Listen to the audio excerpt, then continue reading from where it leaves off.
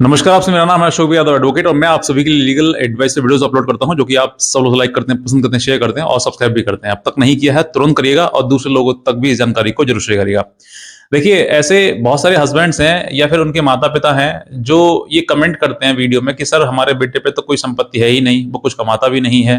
और पति का भी यही कहना है कि सर मेरी न तो नौकरी है, ना मैं जॉब करता हूँ, ना मेरा कोई इनकम है और मेरे पे कोई ऐसा सोर्स नहीं है जिससे कि मैं अपनी पत्नी को मेंटेनेंस दे सकूं। तो क्या कोर्ट मेरे ऊपर मेंटेनेंस बांध देगी? क्योंकि ना ही तो मुझे कुछ करना होता है, ना मेरी प्रॉपर्टी है, तो कुछ भी मेरे पास साधन नहीं है। यही सवाल माता पिता के पास रहता है कि सर मेरे बेटे पे कोई संपत्ति नहीं है, प्रॉपर्टी नहीं है, ना वो कुछ करता है और उसकी शादी हो गई और अब जो है वो उसकी पत्नी ने उसके ऊपर मुकदमा दर्ज कर दिया है मेंटेनेंस का। तो अब क्या वो उसे देना पड़ेगा और वो देगा तो देगा कैसे?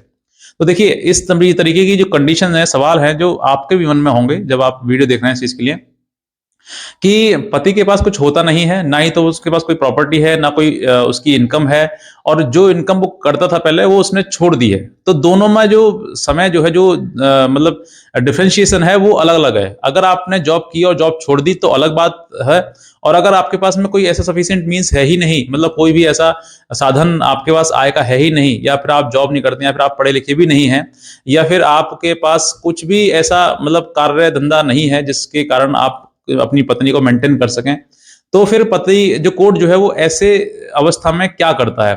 तो देखिए, आपके पास सक्षमता अगर नहीं है तो आपको ये कोर्ट को शो करना पड़ेगा, ये प्रूफ करना पड़ेगा कि वाकई आपके पास कोई ऐसी एविडेंस कुछ भी मतलब कोई ऐसा प्रॉपर्टी नहीं है। क्योंकि कहीं पत्नी जो है वो आपको कहीं ना कहीं आपके ऊपर झूठे एलिगेशन लगा के आपके ऊपर मुकदमा दर्ज करती है कि सर ये इतना कमाता है, उतना कमाता है। अगर ये चीजें वो प्रूफ नहीं कर पाई क्योंकि आपने मना किया है कोर्ट में कि मैं कुछ करता ही नहीं हूँ, मेरा कुछ मतलब ऐसा कोई धंधा कुछ है ही नहीं जिससे मैं अपना पैसा कमा सकूं, तो ऐसे में कोर्ट के सामने अगर कोई एविडेंस आता है तो फिर कोर्ट आपको झूठा मान लेगी, यानी कि आप झूठ बोल रहे हैं और मेंटेनेंस से बचने के लिए काम कर रहे हैं।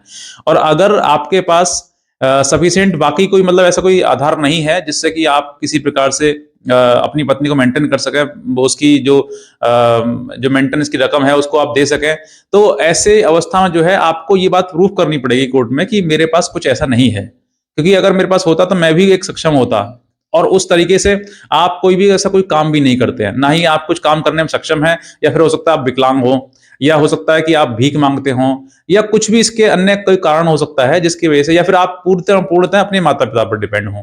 तो ऐसी चीजें जब आप शो कर देंगे कोर्ट में, इसको एविडेंसली मतलब प्रूफ कर देंगे कि हाँ मेरे मतलब बेटे पे या फिर मुझ पर कोई ऐसी ना ही तो प्रॉपर्टी है और ना ही मैं इस तरीके की कोई सक्षमता है मेरे अंदर जिससे कि मैं अपनी पत्नी को मेंटेन करने में सक्षम हूं। तो देखिए, अब यहाँ पर दूसरा कारण यही बनता है कि अगर आप इतने को सक्षम है ही नहीं तो फिर पत्नी आपके साथ करेगी क्या?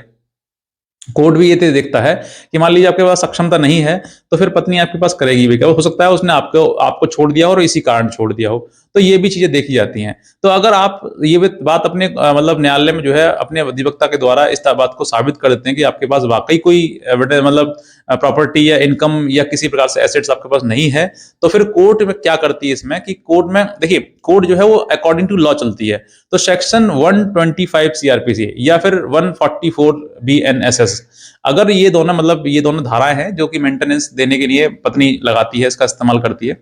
अगर इसको इसमें मतलब इस जो प्रोविजन दिया हुआ है सेक्शन 125 और 144 का, इस प्रोविजन में स्पेशली लिखा हुआ है कि मतलब neglect if the husband having the sufficient means to neglect maintain the wife, मतलब अपनी पत्नी को मेंटेन करने से मना करता है उसके बावजूद जब उसके पास सफिशिएंट मींस हैं, मतलब उसके पास जो आय के पर्याप्त साधन हैं। अगर पति के पास में पर्याप्त साधन है और वो अपनी पत्नी को मेंटेन करने से मना करता है, इनकार करता है, तब ही ऐसी सिचुएशन में पत्नी कोर्ट जा सकती है और कोर्ट से अपने हक के लिए पैसा उससे ले सकती है। ये प्रोविजन में दिया हुआ है। अगर इसका जस्ट विपरीत होता है कि भाई पति के पास बाकी कुछ है भी नहीं और वो समर्थ नहीं है अपनी पत्नी को मेंटेन करने के लिए, तो इस सिचुएशन में कोर्ट के पास ये अधिकार है कि वो इस मुकदमे को खारिज कर सकते हैं। क्योंकि जब पति के पास कुछ है ही नहीं तो फिर देना देगा कैसे वो? तो उसके पास कुछ देने के लिए कुछ है भी नहीं, तो फिर जो कोर्ट जो है वो भी आपके लिए अननेसेसरी किसी प्रकार से कोई प्रेशर या कोई दबाव आपके ऊपर नहीं डालेगा और जो आपका मुकदमा जो है वो खारिज कर देगा। लेकिन यहाँ पर सबसे बड़ी बात कि हर दूसरा व्यक्ति, तीसरा व्यक्ति यही कहेगा कि मेरे पास तो कुछ है ही नहीं, तो क्या सबका कोर्ट जो है वो खारिज कर देगा? नहीं। ऐसी अवस्था में कोर्ट के पास भी एक अपना विवेक होता है कि वो विवेकानुसार देख सकता है आपके आपके लिए कि आपके पास वो पैसा है कि नहीं है, आप देने में सक्षम हैं कि नहीं है। ऑनरेबल कोर्ट को भी मतलब lower court, high court, supreme court ने भी गाइडलाइन कई अपने ऐसे जजमेंट है जिनमें ये गाइड किया गया कि आप जो है वो स्टेटस देखा कि भाई लड़की का स्टेटस क्या है, लड़के का स्टेटस क्या है। ऐसा नहीं है अननेसेसरी किसी के ऊपर दबाव डालने, भार डालने, जिसकी वजह से कारण से लोग जो है किसी प्रकार से मतलब मरने के कगार पर आ जाए। तो ऐसा नहीं करना है, कोर्ट की भी डायरेक्शन है। तो ऐसे समय पर जहां पर आपके पास में कोई संपत्ति, प्रॉपर्टी, कोई इनकम नहीं है, तो फिर आपको मेंटेनेंस नहीं देना पड़ेगा। ये अकॉर्डिंग टू लॉ है। अब बात करते हैं कि आपने आपने शादी करी, शादी करने के बाद कोई झगड़ा हुआ, डिस्प्यूट हुआ, अब आपके पास नौकरी नहीं है, लेकिन पहले आप नौकरी करते थे और अब नौकरी आप नहीं कर रहे हैं, या फिर नौकरी आपकी छूट गई है, या पत्नी की वजह से, टेंशन की वजह से, मुकदमे की वजह से, किसी वजह से आप छूट गई है।